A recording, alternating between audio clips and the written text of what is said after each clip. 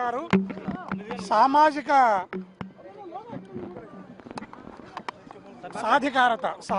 సాధికారత సర్వే రిపోర్ట్లు అన్ని ఆధారంగా టికెట్లను డిసైడ్ చేస్తాడు.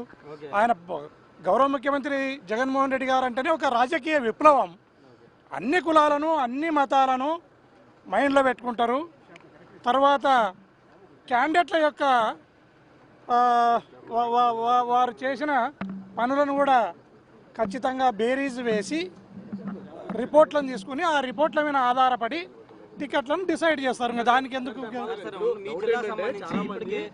అంటే మీ కమ్యూనిటీకి సంబంధించి షఫలింగ్ జరుగుతోంది, అందులో సీట్ల సర్దుబాటు ఉంది, అందులో మీకు నీ పాసుగుల ఎవడన్నా ఇస్తానన్నా లేదన్నా ఏం చెప్పుదును?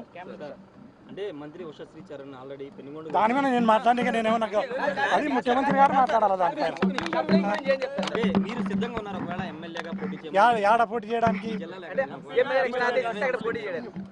నేను ఉండేదే రాజకీయాల్లో ఉండే, నేను పోటీ చేయాలని ఎందుకు వెళ్తున్నాను ఆయన ప్రకటించారు. ఎమ్మెల్యేగాని వెళ్ళమని చెప్పింది. అవును, ఇంకా మాది డెసిషనే తీసుకున్నప్పుడు నేను ఎమ్మెల్యేనైతా ఎంపీనైతా అని ఆడ చెప్పుదునబ్బా.